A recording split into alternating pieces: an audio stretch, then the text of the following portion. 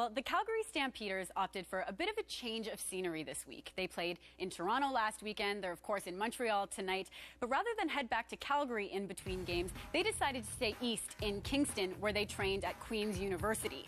Now, judging from the players' tweets, it wasn't all hard work. DB Eric FRASER tweeted a photo of a massive milkshake he was enjoying, though I suspect his enjoyment was short-lived because his next tweet read, "Bad idea of the day, drinking 1 liter of milkshake. I think I might be lactose intolerant now." Football wasn't the only sport the Stamps were playing in Kingston. They also visited a local bowling alley where their new starting QB reigned supreme. D-lineman Corey MACE tweeted, "Right now it's looking like Kevin Glenn's the best, bowling a 176, but hands down Rene Paredes is the worst in the league, bowling an 11. An 11. I didn't even know bowling an 11 was possible. Now, something else making waves online this week was CFL fan tattoos. I encourage fans to send me some photos of their best CFL tats, and I was pleasantly surprised. There are some seriously devoted fans out there, including this fan from Edmonton who has 2 CFL tattoos, Eskimos green and gold on his knuckles. You can see the double E's on the left there, and a CFL logo on his head. This Stamps fan didn't get this tattoo until she was 41 as a belated birthday present to herself. She says since becoming friends with the Stamps players and staff, she has a newfound appreciation for the game and has even started playing herself. Another one with some sentimental value here. Michelle Rynan told me on Twitter she's a huge Lions fan, but also got a Bombers logo to commemorate the rivalry she used to share with her grandfather, who was a big Winnipeg fan.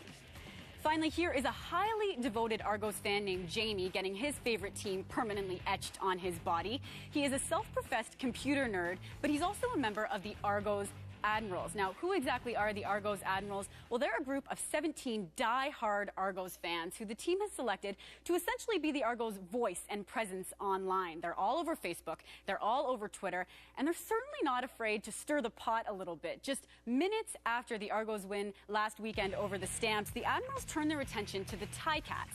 The Ticats tweeted, "See you next Saturday," to which the Admirals replied, "We'll be looking down at you from the standings till then." They didn't stop there. This tweet followed, "What's an Admiral boatman's favorite thing to prey on?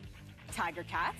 So needless to say, if the action on the field can match the action on Twitter, we're in for a pretty good game Saturday. Now, someone else who was all the rage on Twitter this week was Calgary's Larry Taylor, thanks to his massive 125-yard missed field goal return for a touchdown against the Argos. Even those south of the border took notice, including New York Jets receiver Santonio Holmes, who tweeted, "I see you, kid," in response to a tweet about Taylor posting the second most all-purpose yards in a single game in CFL history. So a busy week in the world of CFL social media leading into a busy weekend of CFL football. Get in touch with me. Let me know your thoughts on how your team is doing, on how your favorite players are doing. And if you want to take a page from the Admirals, send me on over some of your best CFL chirps. As always, you can find me on Twitter at CFL Kate.